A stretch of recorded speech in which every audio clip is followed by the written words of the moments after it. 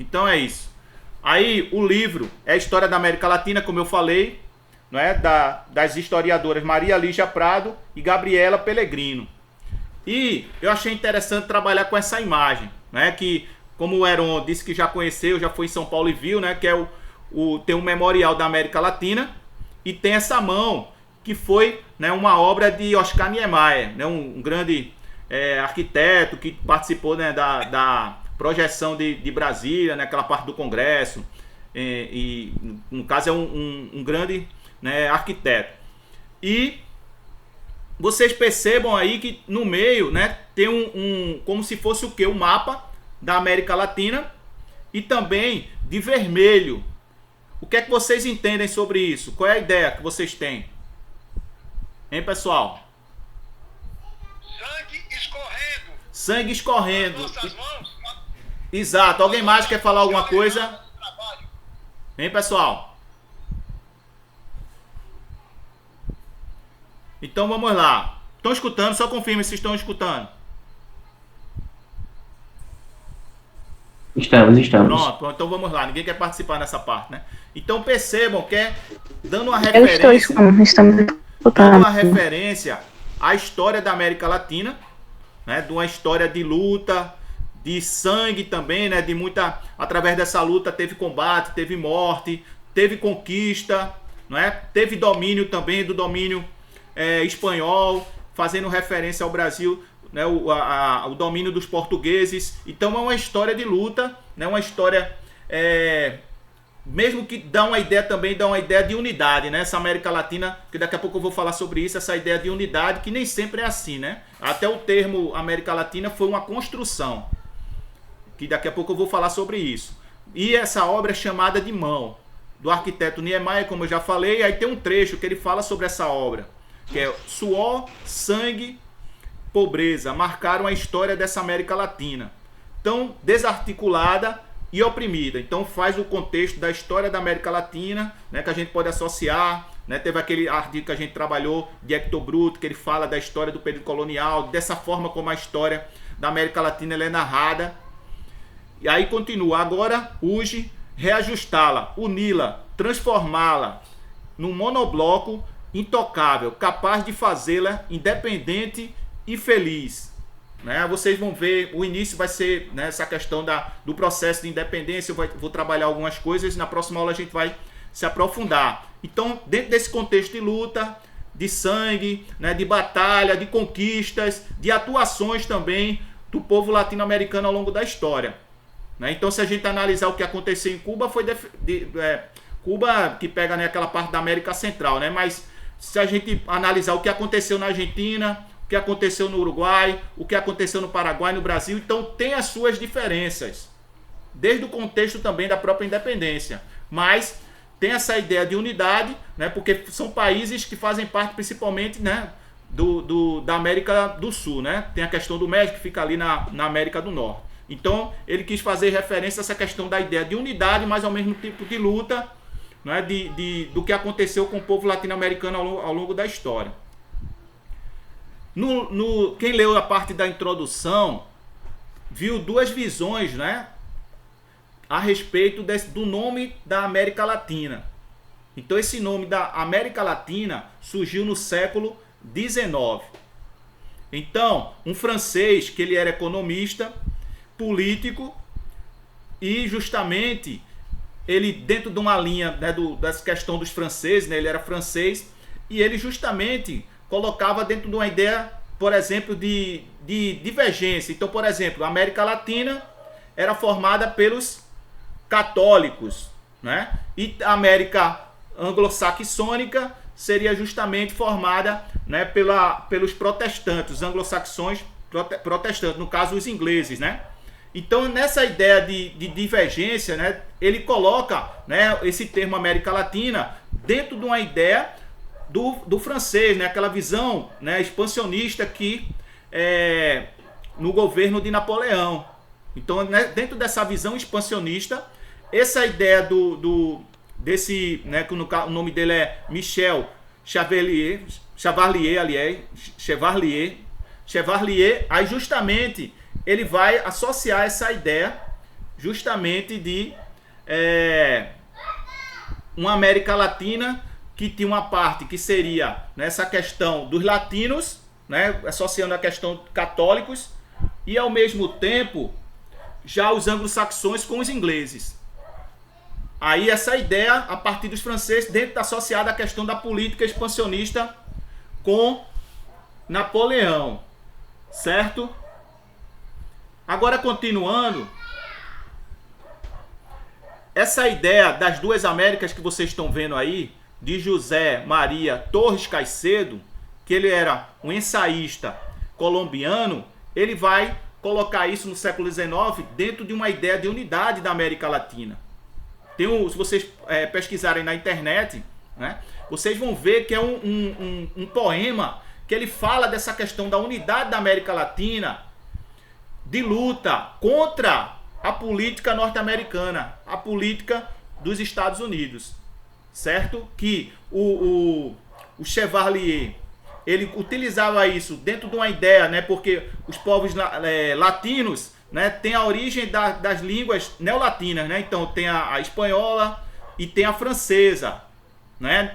Dentro desse contexto, a portuguesa também, a língua portuguesa. Mas dentro desse contexto, os franceses, eles se colocavam Chevalier como se fosse o primeiro, né? A primeira língua neolatina. Então ele colocava dentro dessa ideia, né, de embate contra os Estados Unidos. Isso Chevalier, né? E essa política através de Napoleão, política expansionista que vai dominar até o Haiti. Já essas duas Américas, do colombiano José Maria Torres Caicedo, ele coloca dentro de uma ideia da unidade do povo latino-americano, isso no século XIX, mas ao mesmo tempo o embate é os Estados Unidos, certo? Então aqui o que é que ele diz? Mais isolados são, desunidos... Professor, repita esse final aí, por favor, que não deu para entender não, cortou. Tá certo, então continuando. Sobre José Maria Torres Caicedo. Pronto. A Chevalier, ele defendia os franceses. Ele era francês, economista, político, e ele colocava dentro de uma ideia, né? Ele utilizou esse termo, certo? No início do século XIX, né? Em 1836, ele colocava dentro de uma ideia que associava a política de Napoleão. Entendeu essa parte? Todo mundo entendeu, né? Então os franceses como se fossem os primeiros, né, da língua latina, e eles dentro de uma ideia de dominar a América Latina, dentro dessa política expansionista de Napoleão. Já o colombiano, tá escutando aí, né, Poliana? José Maria Torres Caicedo, ele, né, vai escrever um poema, isso no século XIX, dentro de uma ideia de unidade da América Latina e combatendo a política norte-americana, a política dos Estados Unidos, certo? Então é um poema forte até para a época. Se vocês podem olhar, esse poema é um poema longo, então eu peguei a parte que fala da América Latina. Então vamos lá aí. Mais isolados são, desunidos, os povos nascidos para se aliarem. União é seu dever, sua lei é amar, origem e missão iguais. A corrida da América Latina, na vanguarda está a corrida saxônica, inimigo mortal, que já ameaça sua liberdade para destruir sua bandeira. A América do Sul é chamada a defender a liberdade genuína, a nova ideia, a moralidade divina, santa lei do amor e da caridade. O mundo está em trevas profundas. Na Europa, o despotismo domina. Da América do Norte, o egoísmo, a sede pelo ouro e pela piedade hipócrita. Então ele fala justamente dentro de uma ideia de unidade, dentro de uma ideia de luta dos povos latino-americanos, isso no século XIX. Todo mundo entendeu? Quando ele fala da corrida saxônica, é falando justamente do questão dos ingleses, a questão principalmente dos Estados Unidos, né? Que no final ele fala, né? América do Norte. Isso no século XIX. E tem, né? No livro, na introdução, cita também uma argentina chamada Mônica Quijano, aliás, ela justamente vai falar que o que aconteceu dessa ideia de colocar o termo América Latina associado aos povos, né, da América, né, os povos, né, principalmente da América do Sul, então coloca dentro de uma ideia de luta, de unidade. Então ela coloca que isso aconteceu de forma espontânea, né?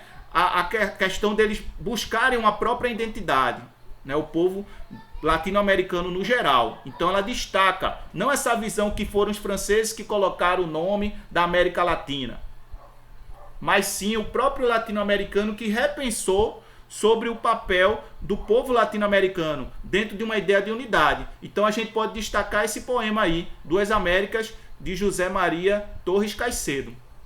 Tá certo, pessoal? Estão escutando, né? Então, continuando. A sociedade na América Latina, na América Espanhola, desculpe, a gente vai estudar sobre a América Espanhola. Sobre o Haiti a gente não vai estudar porque justamente ele foi colonizado pelos franceses. Aí em outra aula, na próxima aula eu posso falar melhor. Mas hoje a gente vai destacar sobre a América Espanhola. Então a sociedade, ela era dividida nesses grupos aí. Tem os chapetones, que ele era formado pelos colonos nascidos na Espanha, e eles tinham cargos políticos, religiosos e militares. Os crioulos, que eram os filhos dos espanhóis nascidos na América, eles faziam parte de um grupo, né, que tinha um espaço maior na sociedade, mas ao mesmo tempo, né, o espaço era o quê? Talvez eles eram fazendeiros, donos de minas e grandes comerciantes, mas questão política, cargos políticos, eles tinham cargos menores. Então, como está dizendo aí, eles poderiam exercer o cargo de vereador das câmaras municipais. Os mestiços, né, aí começa a classe menos privilegiada, né? Os mestiços eram filhos de espanhóis ou crioulos com indígenas ou, né, africanas, por exemplo.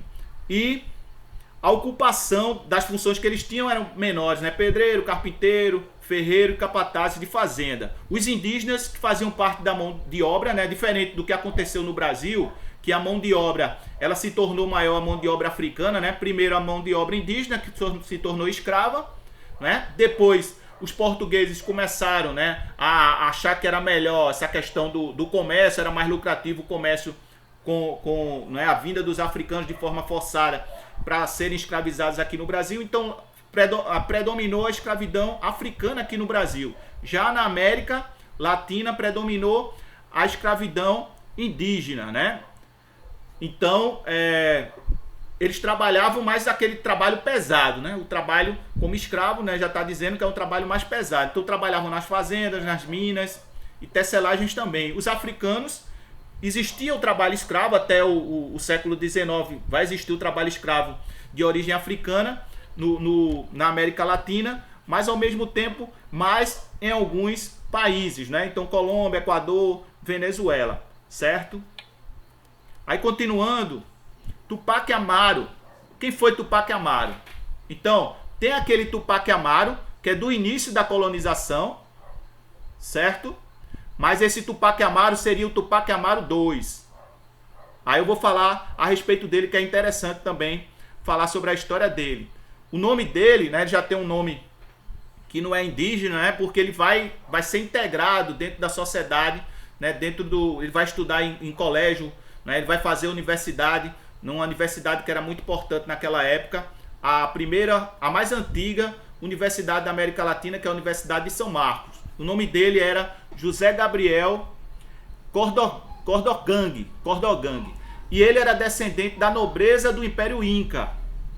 E ele também, né, se colocava como antepassado dele o Tupac Amaru, o primeiro no caso. Aí ele vai se denominar de Tupac Amaru II. Certo? Aí tem o dia da execução dele, eu vou falar mais a respeito também daqui a pouco. Mas qual era a função dele? A função dele era curaca. O curaca era o quê? Era um chefe político de um povoado. E ele, né, da província de Tinta, do vice-reino do Peru. E ele, né, tinha a função de quê? De cobrar impostos, de também ser ter um papel do governo naquela época, do governo espanhol, junto com as comunidades indígenas, certo? Então ele estabelecia, né, o governo ali com as comunidades indígenas.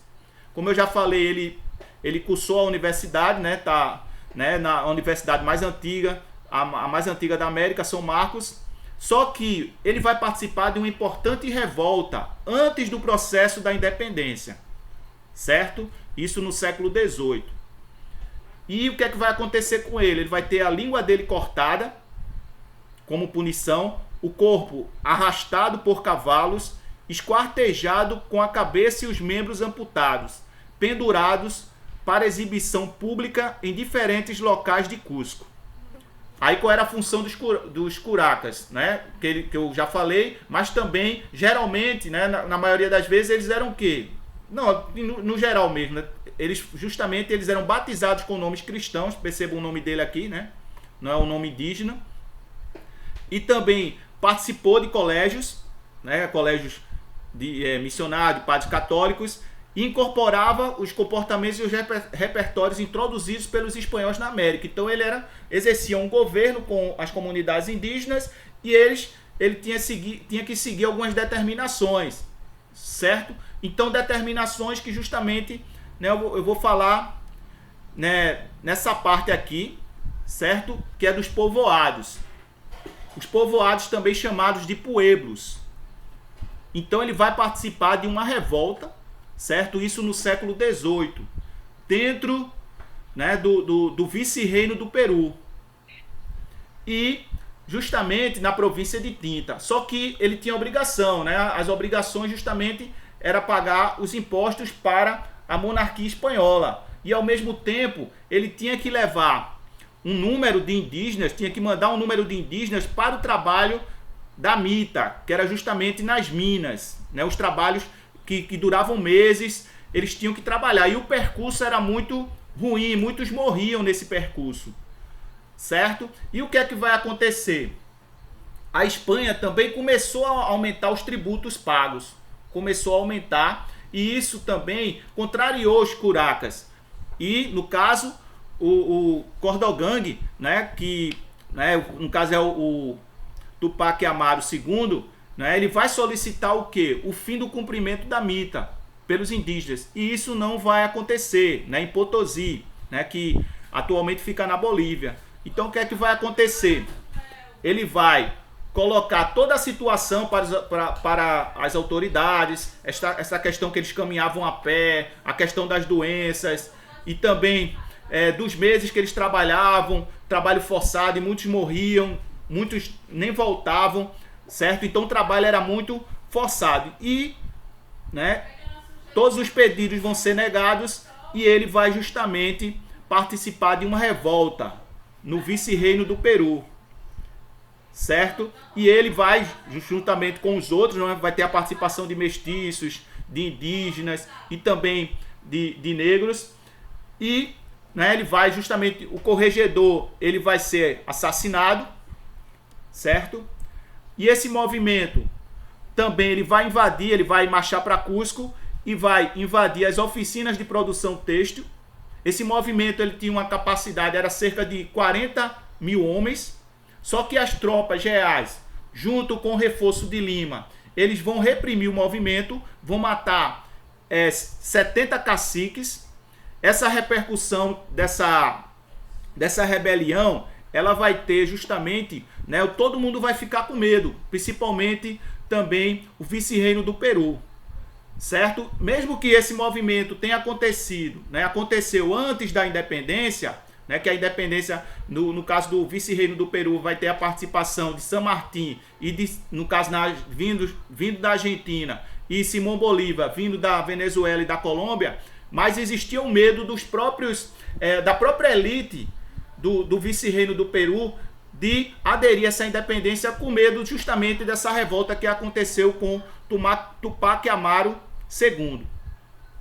Voltando para essa questão do vice-reino, que foi um reino importante, ele aconteceu no Peru e outros países faziam parte, certo? Desse vice-reino. E ele se estruturou em 1535 e a cidade principal era Lima, né? Através do conquistador Pizarro. E ele vai, né, colocar a ideia de urbanização, né, um plano urbanístico dentro de uma ideia associada às cidades espanholas. E também, né, uma igreja, né, e também os setores políticos. Também as casas mais próximas da praça, elas tinham, né, eram as pessoas, famílias que tinham status social mais elevado, né? Então ela tinha a cidade mais importante do vice-reino do Peru era justamente Lima. E também foi fundada a universidade mais antiga, que eu já falei, que é a Universidade de São Marcos. Também existia a Real Audiência, que era um órgão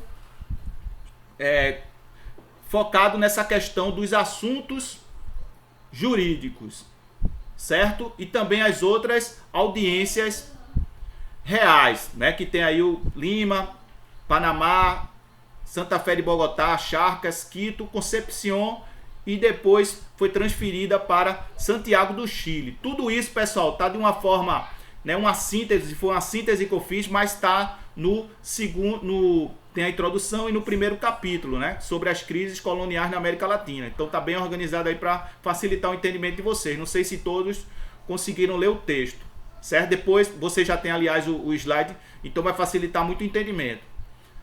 Essa parte eu já falei. Sobre a Mita, então, esse nome é de origem indígena, de origem inca, mas ao mesmo tempo era uma atividade que era uma atividade obrigatória. Eles, como eu falei, eles passavam meses trabalhando na extração de minérios e justamente era um trabalho bastante forçado. Recebiam, mas era muito pouco. E sobre os mitaios, que eram justamente os que trabalhavam na Mita, as condições eram péssimas. Eles colocavam, né, davam bebida alcoólica justamente, né, tudo, eles faziam tudo para que eles também conseguissem ter dívidas. Eles anotavam tudo que era comprado lá. Então era um trabalho muito ruim, né, condições péssimas, muitos nem voltavam e era um trabalho muito forçado. E eles ainda acumulavam dívidas. Né, uma comparação assim distante, mas por exemplo, naquele período que aconteceu no Brasil, né, que teve até minissérie já e tudo, né, essa questão da exploração da borracha, que, né, eles dominavam lá, né, o que trabalhavam, né, na extração da borracha, e muitos ficavam endividados, né, então ficavam presos. Então era um sistema diferente, né, mas a gente pode colocar uma certa semelhança. Então os mitaios, eles trabalhavam dessa forma dentro de uma situação bastante desumana, né. Então, continuando, são imagens que mostram justamente o trabalho nas minas. Então, essa gravura aqui mostra, é do período do século XVI, de Théodore Debry, certo? Então, mostra justamente o trabalho, né, aquele forçado, justamente nas minas. Aqui outra gravura, né, os indígenas que tinham que pagar impostos, no caso os tributos, aos espanhóis de forma de trabalho ou produtos. Então eles trabalhando nas minas também. Aqui outra gravura do século XVI, Potosí, né, que eles descobriram, né, em 1545, eles descobriram prata em Potosí. Então justamente eles, né, foi uma área bastante importante, que no início ela pertencia ao vice-reino do Peru, né? Depois vocês vão ver mais na frente aí que ela passou a fazer parte de outro vice-reino. Outra imagem aqui interessante, essa do século XVII. A gente sabe, né, pessoal, que são gravuras que se aproximam do real, né? Então a gente deduz que era mais ou menos assim, né? Aí sobre o vice-reino da Nova Espanha, que é justamente o do México, né, que vai ter forte influência do Império Inca, né, que eles dominaram o Império Inca, né, justamente formaram o vice-reino da Nova Espanha, né, já em 1519, com quem vai invadir o território vai ser Hernán Cortés, e vai ter a tomada de uma importante cidade, né, uma das maiores cidades da época, que vai ser justamente Tenochtitlan. E Tenochtitlan até o nome está escrito errado no livro, pessoal, mas a forma correta é dessa forma que está aí no slide. E era uma cidade que era bastante populosa, né? Vocês percebam aí, de 200 a 300 mil pessoas, comparável às grandes cidades que existiram, né? Por exemplo, na Antiguidade, Roma, Constantinopla também é citada. Então tornou o centro do governo, mas em compensação, através, né, dessa ideia da invasão de Hernán Cortés, né, do domínio do Império Azteca.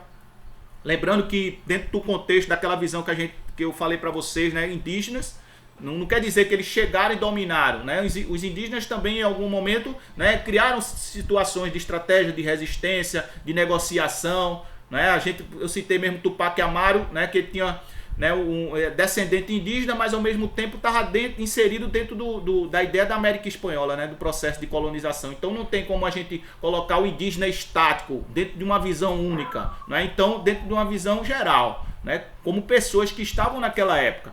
E eles passaram por processos de resistência, mas ao mesmo tempo de doenças, né? Então várias doenças, como aconteceu também com a chegada dos portugueses aqui no Brasil, né? Muitos indígenas morreram, né? Tá todo mundo, né, dentro de uma situação aí de preocupação por causa dessa pandemia. Por quê? Porque é um vírus que o nosso corpo, né, não está acostumado. Então a gente não tem a imunidade, né? Tem pessoas que estão mais vulneráveis, outras menos. Imagine naquela época, né, quando eles chegaram com as doenças, os europeus, e os indígenas não estavam acostumados. Então a morte aconteceu, né, em quantidade absurda, né? Vários morreram. E dentro dessa ideia do processo de miscigenação também, né? Poucas mulheres chegaram, mas dentro dessa questão do casamento interétnico, né? Justamente casamento de os espanhóis, depois os que ficaram, e com, né, com as mulheres, com também os indígenas que estavam, né? Então dessa forma aconteceu também. A questão das ordens missionárias. Então qual era o papel dos missionários, dos padres, principalmente franciscanos? Era justamente passar, né, o que eles achavam, né, a cultura do europeu, a cultura dos espanhóis. E isso ia justamente dentro dessa ideia, né, da catequese, da educação, dos colégios, muito, né, parecido como que aconteceu também no Brasil, né? No Brasil com a questão dos jesuítas, por exemplo. Então era algo que aconteceu semelhante. Então os órgãos administrativos, né, aí as audiências reais, os tribunais provinciais, os conselhos das Índias, o Brigado General de Índios. Então esses órgãos administrativos, é interessante destacar que dentro dessa ideia desses órgãos administrativos, os indígenas, eles conseguiam também, né, lutar por algo que eles reivindicavam. Então eles poderiam conseguir, né, algumas conquistas, alguma melhoria em alguma situação.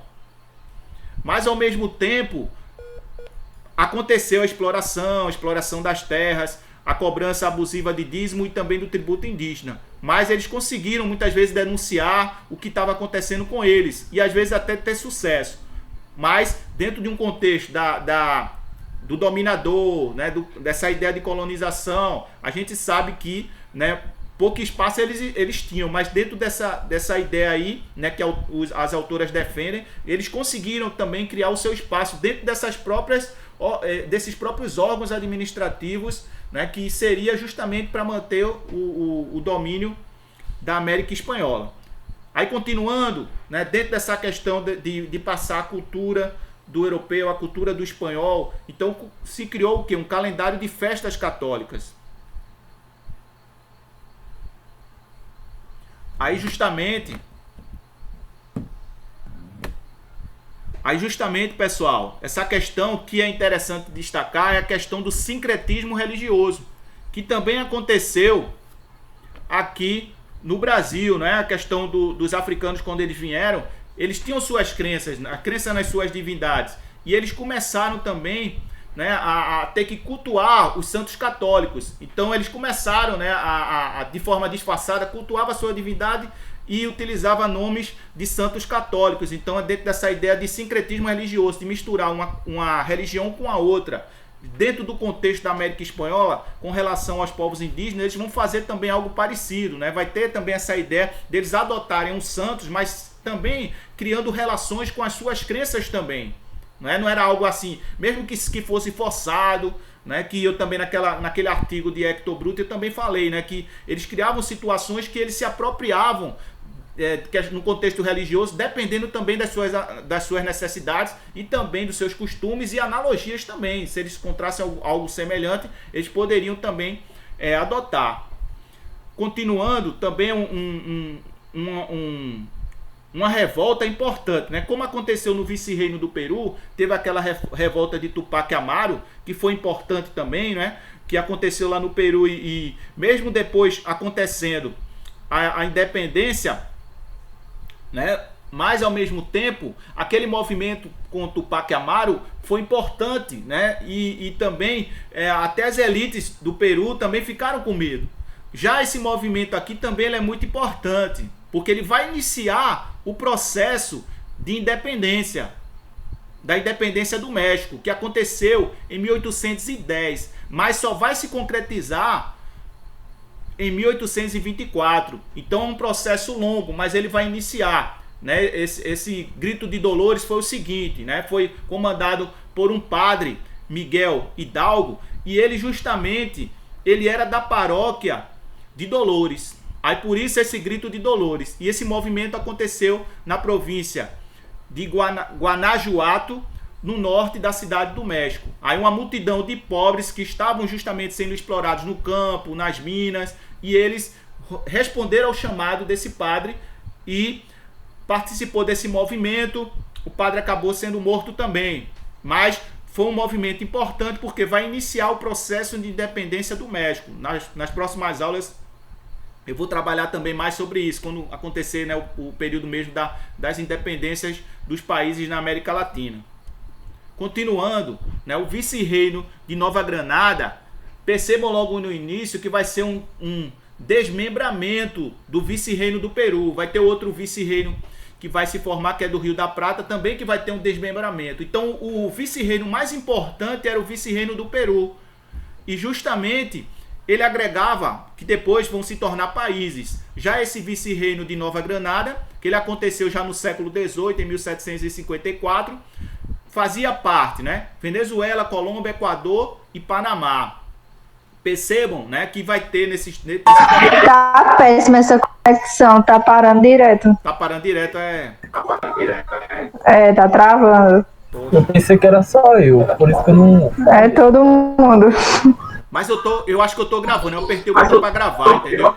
Aí qualquer coisa eu vou disponibilizar pra vocês. Deus queira que tenha gravado, né? Mas se gravar e ficar travando é triste. Não, mas pra mim não tá gravando, não vai travar não, porque eu tô gravando no meu computador, entendeu? A gente tá gravando no computador, tá certo. Aí eu repasso pra vocês, vou colocar no YouTube. Mesmo que tenha tá acontecendo dessa forma, né? Mas todo mundo, só tá acontecendo com você, com o Raul, ou com todo mundo? João, Gabriel. Tá travando também? Pra mim também. Tá travando um pouco, tá travando também aqui. Comigo tá lento e travando. Tá travando um pouquinho. É fogo, né? Eu pensei que era a minha internet. Aí por isso Acho que a internet isso aí tá muito um pouquinho lenta aí trava. Mas tá tudo normal. Eu vou. Mas agora quando a gente parou pra falar disso, não travou mais. Mas eu falando, tá todo mundo escutando. Normal. Agora tá. Mas vamos lá, qualquer coisa me avisem aí. Então, sobre esse vice-reino de Nova Granada, né, como eu falei antes, tá todo mundo escutando bem? Tá. Pronto, Agora tá. Aí vai ter justamente a separação, né? Vai ter o desmembramento aí do vice-reino do Peru, que como eu falei que era o vice-reino mais importante. Aí justamente, né, vai ser criado isso no século XVIII, o vice-reino de Nova Granada, que no caso formado por Venezuela, Colômbia, Equador e Panamá. A capital vai ser Bogotá e o protagonismo vai ser mais com Caracas. Agora percebam que no caso Venezuela, Colômbia e Equador, né, vamos colocar esses dois países, né, atualmente, então eles vão justamente naquela época que pertenciam a esse vice-reino, eles vão ficar mais associados à questão do tráfico negreiro, da escravidão, né, da utilização do trabalho escravo. Venezuela, Colômbia e Equador. Também associado, né, esse trabalho escravo à produção de cacau e também à extração de minérios.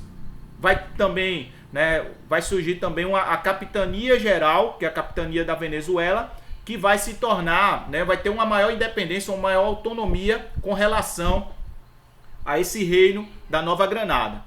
Também nesse vice-reino surge Simão Bolívar, né? E vai ser interessante também que nessa área vai ser utilizada como exploração de estudiosos nessa questão da fauna e da flora, né? Da fauna e da flora, o estudo de naturalistas a respeito dessa questão de produtos, né? Dessa questão medicinal e ao mesmo tempo de catalogação científica. Continuando, o vice-reino do Rio da Prata vai ser importante, né? Porque justamente vai ser um desmembramento também do vice-reino do Peru, que eu falei que era o mais importante. E quais são os países, né, que vão fazer parte desse vice-reino? Argentina, Paraguai, Bolívia, Uruguai e também uma parte do vice-reino do Peru, né, do vice-reino, no caso a parte do Chile, que o Chile também vai se tornar uma capitania geral, né? Aí a área marginal, né, era uma área marginal, esse vice-reino não vai ser um vice-reino tão importante, como eu falei, o vice-reino do Peru vai ser o mais importante, o vice-reino também da Nova Espanha, que vai ser justamente a parte do México, ali do povo azteca, também vai ser um vice-reino muito importante. E esses dois, né, eles vão surgir, né, dentro de uma ideia, né, mas não tão importantes, né? E a capital vai ser Buenos Aires. A parte interessante é que a mina de Potosí vai fazer parte, né, desse vice-reino do Rio da Prata. E também Buenos Aires vai ser um local também que vai chegar a uma grande quantidade de bens manufaturados. Isso vai ter até interesse também dos ingleses. No livro, nesse capítulo também é citado sobre isso, certo? Então, são os pontos principais do vice-reino da Prata. Aqui, percebam, é o mapa. Então, o mapa da formação dos vice-reinos, que eu citei para vocês. Então, aqui, ó, Capitania Geral da Venezuela, né? Os vice-reinos aqui, as capitais, Capitania Geral que eu falei do Chile, certo? Então, esse aqui, né? Essa aqui é a formação dos vice-reinos e das capitanias gerais dentro desse processo da América Espanhola, que eu falei que cada um tem sua história, né? O vice-reino teve a sua história com aquele movimento de Tupac Amaru, o vice-reino da Nova Espanha, que justamente, né, aconteceu lá no México. Aí tem lá a revolta lá, liderada pelo padre Hidalgo, que também, né, ficou conhecido como Grito de Dolores, porque justamente ele era dessa paróquia Dolores. E também os vice-reinos menores, né, como eu citei para vocês, Rio da Prata, vice-reino Rio da Prata, e também o vice-reino da Nova Granada. Então esse esquema aí é o esquema das capitanias e dos vice-reinos, isso no século XVIII. Agora é o processo da independência. Então é interessante, né? Vai ter a participação de Simão Bolívar, vai ter a participação também de San Martín, de outros também, mas ao mesmo tempo é interessante, se eu vou trabalhar mais na próxima aula, que eles vão liderar o processo de independência, como também outros, mas ao mesmo tempo esses países eles vão adotar governos próprios. Então é interessante que eles vão adotar governos próprios, vão depois adotar, né, eles vão adotar também governo republicano, né? Então é interessante, um fator também, já adiantando, que eu vou falar melhor na próxima aula, que é justamente quando acontece o domínio dos franceses, né? Napoleão começa a dominar a Espanha, né? Ele coloca até o irmão dele, né? Bartolomeu, o irmão dele, né? Bartolomeu não, desculpa, Bonaparte, Napoleão Bonaparte. Então o irmão dele, Luís Bonaparte, então Bonaparte, justamente Napoleão Bonaparte, ele vai dominar a Espanha, e dominando a Espanha justamente vai facilitar o processo justamente da independência. Então a Espanha vai ficar dentro de uma situação de domínio. Isso vai favorecer também os governos que eles tomassem a independência e se tornassem países, mas ao mesmo tempo dentro de uma ideia de governos próprios. Então percebam aí a quantidade de países que surgiram, né, no século XIX. Alguém quer falar? Hein, pessoal? Então, o primeiro país, né, que foi dominado pelos franceses, o primeiro país que vai justamente conseguir a independência vai ser o Haiti, né, que vai ser dominado pelos franceses, que eu vou falar melhor na próxima aula, mas é interessante porque foi uma revolta liderada por escravos e, né, eles vão conseguir abolir a escravidão. Então vai ser algo interessante aqui, né, no Haiti, uma situação totalmente diferente que na próxima aula eu vou falar a respeito.